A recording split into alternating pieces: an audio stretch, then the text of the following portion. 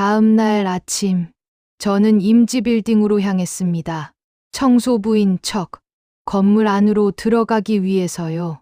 방문자라고 하면 절대 못 올라가게 할 게 뻔했어요. 33층 옥상까지 올라가겠다는 사람이 어디 흔하겠어요. 그래서 나는 생각했어요. 누군가 되어야겠다. 누군가인 척 해야겠다. 허리를 굽히고 고개를 푹 숙인 채 들어섰습니다. 마침 아침 시간이라 정리하던 다른 청소 아주머니들과 뒤섞여 로비를 지나갈 수 있었습니다. 엘리베이터는 30층까지만 올라갔고 그 이후는 걸어야 했어요. 계단 하나하나가 온몸을 짓눌렀어요. 심장은 계속 쿵쾅거렸고 땀은 등에 찼어요. 근데 발은 멈출 수 없었어요. 민준아, 거기 뭐가 있는 거니? 33층 문 앞에 섰을 땐 숨을 쉴 수가 없었어요. 바로 앞에 옥상으로 나가는 철문이 있었고 문 옆에는 작은 경고 문구가 붙어 있었어요. 관계자 외출입 금지. 나는 손을 뻗었습니다. 철문은 다행히 잠겨 있지 않았습니다. 바람이 그 순간 불어왔어요. 차고, 새고, 높은 곳의 공기, 그 모든 것을 꿈속에서 본 것 같이 느껴졌습니다. 나는 한 발 더 옥상 안으로 들어갔습니다. 옥상은 생각보다 더 조용하고 쓸쓸했습니다. 바람만 불었어요. 세게, 높고 찬 공기였어요. 철제 난간이 부딪히는 소리, 멀리서 들려오는 경적 소리. 그 사이에 나는 조심스럽게 한 발 한 발 옮겼어요. 구석에 놓인 실외기들이 줄지어 서 있었습니다. 그 중 하나. 내 기억 속 민준이 어릴 때 자주 앉아 있던 구조와 닮은 곳이 있었어요. 그 앞에 조심히 무릎을 꿇었습니다. 바람에 머리가 흩날렸고 손끝은 떨렸습니다. 천천히 실외기와 벽 사이 좁은 틈에 손을 넣어봤어요. 먼지, 돌가루, 쇠 냄새. 그리고 손끝에 무언가 차가운 감촉이 닿았어요. 있다. 검은색 비닐봉투. 그 안에 작은 카메라 하나와 구겨진 메모지. 카메라는 먼지가 가득했고 렌즈는 깨진 듯 보였어요. 하지만 민준이 이걸 여기까지 숨겼다는 사실만으로 나는 숨이 멎을 것 같았어요. 엄마, 아무도 여기까지 안 와요. 구석은 아무도 안 보거든. 민준아, 여기 있었구나. 내가 마지막까지 붙잡고 있던 게 이거였구나. 숨겼다는 건 누군가한테서 지키려 했다는 거겠지. 나는 그 카메라를 두 손으로 꼭 쥐었습니다. 이젠 내가 그걸 지켜야겠다고 생각했어요. 카메라를 가슴에 품고 돌아왔습니다. 집에 와서 가만히 앉아 있자니 그 카메라를 어떻게 해야 할지도 모르겠더라고요. 전원은 켜지지도 않았고 어떻게 꺼내는지도 몰랐어요. 나로선 할 수 있는 게 없었어요. 그래서 동네 사진관에 갔습니다. 사진 인화나 해주는 작은 가게지만 거기 아저씨는 뭐든 다 아는 사람처럼 느껴졌거든요. 이거 안에 뭐가 들어있는지 좀 볼 수 있을까요? 사진사는 조심스럽게 카메라를 받아들었어요. 렌즈를 확인하고 그리고 SD카드를 꺼내 자기 컴퓨터에 연결했습니다. 이상하네요. 파일이 없어요. 비어 있습니다. 나는 말을 잃었어요. 혹시 잘못 본 건 아닐까? 다시 봐달라고 말하려던 그 순간 카메라가 망가졌을 수도 있어요. 기록이 안 됐거나 파일이 깨졌거나 복구는 어렵겠는데요. 나는 고개를 끄덕이며 카메라를 다시 받아들었어요. 고맙다는 말도, 괜찮다는 말도 입 밖으로 나오지 않았어요. 민준이가 목숨 걸고 남겼을지도 모를 그 안엔 아무것도 없대요. 비어 있대요. 나는 카메라를 두 손으로 꼭 쥔 채 사진관 문을 나섰습니다. 발걸음이 점점 느려졌고 온 세상이 텅 빈 것 같았어요. 그날 밤 나는 거실 불도 켜지 않은 채 거실에 앉아 있었습니다. 손에 든 건 민준의 카메라, 그리고 구겨진 작은 메모지 한 장이었어요. 메모지엔, 거기엔 날짜와 시간이 적혀 있었어요. 8월 17일, 1430점, 종로, 북문 앞. 나는 달력을 다시 봤어요. 그날은 이미 2주나 지나 있었어요. 민준이는 그때 누군가를 만나려 했던 걸까요? 무언가를 전하려 했던 걸까요? 아니면 그곳에서 무슨 일이 있었던 걸까요? 하지만 지금 와서 확인할 길은 없었어요.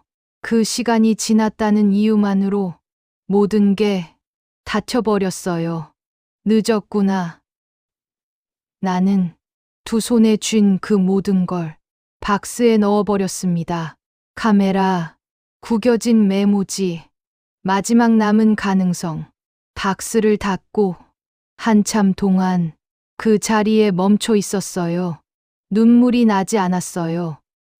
대신 숨이 막히고 가슴이 무너졌어요. 그날 밤 나는 결국 민준이를 버리고 말았습니다. 내 손으로. 내가 그 애를 두 번이나 놓쳐버린 거예요. 모든 걸 정리하고 나서인지 집 안은 너무나도 조용했습니다. 불도 켜지 않았어요. 소리도 끄고 그냥 어둠 속에서 시간만 흘려보냈습니다. 뭔가 기다리는 것도 아닌데 자꾸만 현관 쪽을 쳐다보게 됐어요. 그때였습니다. 띵동, 낮고 또렷한 초인종 소리. 나는 그대로 멈췄어요. 현관에 나가 문을 열었습니다. 어두운 복도 끝, 그 자리에 민준이가 남겼던 명함의 주인 서진우가 서 있었습니다. 왜 여기? 그 사람은 고개를 깊이 숙인 채 조용히 말했어요. 제가 어머님을 따라다녔습니다. 죄송합니다. 이상한 사람처럼 느껴졌겠지만 혹시 위험한 데 가실까봐 계속 지켜보고 있었습니다. 나는 말이 나오지 않았습니다. 낯설지도 무섭지도 않았어요. 오히려 이상하게 안도감 같은 게 들었어요. 누군가가 그동안 옆에 있었다는 사실이. 그 카메라, 사진관에 다녀오신 거 봤습니다. 그 사람의 말에 나는 갑자기 심장이 철렁 내려앉았습니다.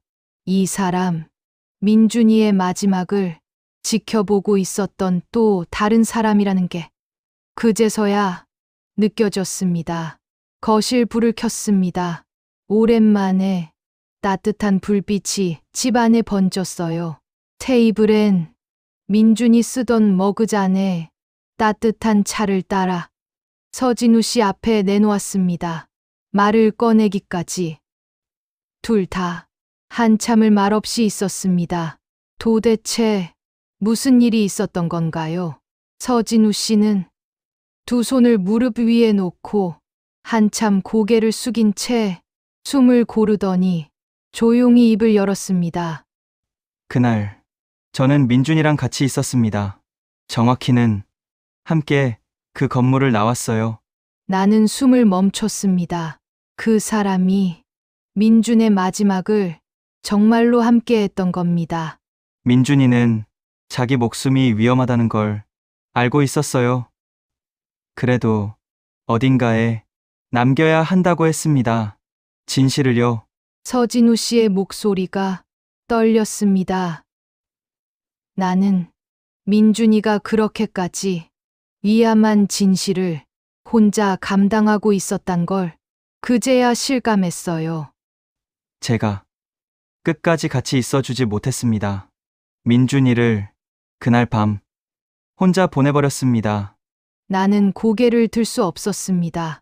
그 사람의 말이 책망처럼 들리지 않았고, 오히려 민준이를 지켜주지 못한 내 마음을 대신 말해주는 것 같았어요. 지금이라도 민준이가 남긴 걸 밝히고 싶습니다.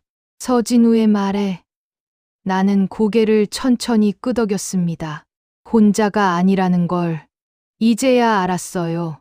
다음 날 그 사람은 장비 가방을 들고 다시 집에 왔습니다.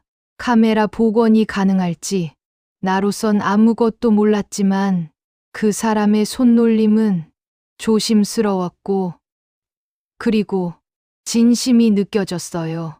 서진우 씨는 민준이의 책상에 노트북을 놓고 SD카드를 꺼내 연결했습니다. 파일은 민준이가 숨겨놔서 사진관에서는 확인을 못하셨을 수 있습니다. 숨겨놓은 파일도 정상은 아니라 선명하게 재생은 어렵지만 조각을 맞춰보겠습니다. 화질이 낮아도 뭔가는 남아있을 겁니다. 나는 그 옆에 앉아 한마디도 하지 않고 화면을 바라봤습니다. 영상은 여전히 깜빡였고 노이즈 투성이었지만 화면 어딘가에 무언가가 스쳐 지나갔어요. 잠깐만요. 이건 그냥 찍힌 게 아닙니다. 서진우 씨는 화면을 몇 번이고 되감고 멈추고 확대했어요. 그때까지도 난 잘 몰랐어요. 그 흔들리는 영상 안에 진짜 무언가가 있다는 걸. 배경 건물. 여기 로고가 보입니다. 서진우 씨의 말이 끝나기도 전에 나는 스스로 숨을 참고 있었어요. 민준이가 정말 뭔가를 본 게 맞다는 사실. 이제야 확실해졌습니다. 서진우 씨는 SD카드 속 파일 목록을 하나씩 열어가고 있었습니다. 이 카메라 파일의 마지막 기록 시간은 민준이 죽던 바로 그날, 그 시간 직전까지 이어져 있었습니다. 이건 사고 나기 몇 분 전까지 녹화되고 있었어요. 나는 심장이 쿵 하고 내려앉는 느낌이 들었어요. 민준이가 죽던 날, 그 옥상에서 마지막까지 뭔가를 남기려 했던 겁니다. 화면은 여전히 흐릿했고 소리는 잘리지 않고 이어지다 중간에 뚝 끊겼습니다. 그 뒤엔 화면 너머로 민준의 어깨 너머 누군가의 그림자 같은 실루엣이 살짝 지나갔습니다. 누가 뒤에 있었습니다. 그건 그냥 우연한 흔들림일 수도 있지만 아니에요. 그건 그 애가 밝히고 싶었던 마지막 장면이었어요. 그걸 알기에 나는 숨조차 쉴 수 없었습니다. 이건 자살이 아니에요.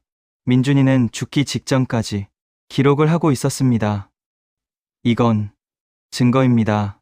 민준이 마지막까지 지키려 했던 것, 그게 지금 내 눈앞에 있었습니다. 나는 화면을 보며 작게 입술을 깨물었습니다. 이젠 이걸 세상에 꺼내야 합니다. 서진우 씨가 가방 속에서 민준이와 함께 조사하던 자료 몇 장을 꺼냈습니다. 그건 내가 처음 보는 문서였어요. 복사된 계약서, 공사 일지, 내부 보고서 일부, 그리고 한 장엔 이름은 없지만 제보자라는 글씨가 빨간 펜으로 표시돼 있었습니다. 임지그룹 신사옥 공사. 그 공사 현장에서 노동자가 사망했습니다. 은폐된 사고였고 민준이는 이걸 파고 있었어요. 나는 입을 틀어막고 서류를 바라봤습니다. 그 중엔 익숙한 이름도 있었습니다. 지역 고위 공무원, 건설사 부대표, 비자금, 무허가 증축, 인명 피해 은폐, 언론 매수까지 너무 크고 너무 위험한 건이었습니다. 나는 조심스럽게 민준이의 취재 노트를 열어봤습니다. 그 마지막 페이지엔 조그맣게 볼펜으로 써놓은 글귀 하나가 있었어요. 이건 사람의 문제다. 건물이나 돈이 아니라 사람의 생명을 지켜야 한다. 나는 그 노트를 조심히 덮었습니다. 그 애는 진실을 알아버렸고, 그래서 그들은 그 애를 없애려 했던 겁니다. 책상은 지저분했지만 그 위엔 민준이가 남긴 조각들이 하나하나 연결되어 가고 있었습니다. 서진우 씨는 깨진 영상 파일을 정리했고, 나는 그 옆에서 민준이의 노트와 메모를 하나하나 다시 읽어봤습니다. 이건 정치인 한 명이랑 건설사만 엮인 사건이 아닙니다. 경찰, 행정, 하청업체, 언론, 전부 다 얽혀 있어요. 나는 고개를 천천히 끄덕였습니다. 이건 감당할 수 없을지도 모른다는 두려움도 들었지만 민준이 이걸 혼자 떠안았다고 생각하니 참을 수 없었습니다. 이제 이걸 꺼낼 거예요. 세상 밖으로. 서진우 씨는 하던 일을 멈추고 나를 봤습니다. 나는 민준이의 노트를 두 손으로 들고 다시 한 번 말했습니다. 그 애 대신 내가 말할 겁니다. 그 순간 아주 오랜만에 심장이 다시 두근 하고 뛰는 소리가 들렸습니다. 두려움보다는 해야 한다는 마음이 조금 더 커졌던 그날 밤이었어요. 며칠 뒤 우리는 세상의 누구에게도 허락받지 않고 진실을 꺼내기로 했습니다. 언론사도 경찰도 아무도 믿을 수 없었습니다. 민준이가 죽은 이후 자료를 보여줬을 때 그들의 눈빛은 이미 닫혀 있었어요. 그래서 우리는 민준이의 이름도 내 이름도 없이 기록만을 올리기로 했습니다. 진실 그 자체만으로도 말할 수 있도록. 업로드하면 되돌릴 수 없습니다. 나는 노트북 화면에 뜬 공개 버튼을 가만히 바라봤습니다. 잠깐 민준이의 얼굴이 스쳤어요. 세상은 이걸 봐야 해요. 그 애가 우리 민준이가 뭘 보았는지. 공개 버튼을 눌렀습니다. 영상이 올라가고 그 뒤를 따라 민준이의 취재 노트 일부, 내부 서류, 사진들이 함께 게시됐습니다. 처음 몇 분은 아무 일도 일어나지 않았어요. 하지만 30분이 채 지나지 않아 댓글이 붙기 시작했고 조회수가 1000 단위로 오르기 시작했습니다. 이건 시작이었습니다. 누구도 들어주지 않았던 이야기. 지금 수많은 눈이 보고 있었습니다. 이제 진실은 다시 가려지지 않을 겁니다. 아침이 되어 꺼두었던 핸드폰 전원을 켰습니다. 그동안 조용했던 제 핸드폰이 미친 듯이 울리기 시작했어요. 뉴스가 떠 있었습니다. 미확인 영상, 고위 공직자, 비리 의혹, 추락사 기자, 살해 가능성 제기, 이런 제목들이 붙기 시작했어요.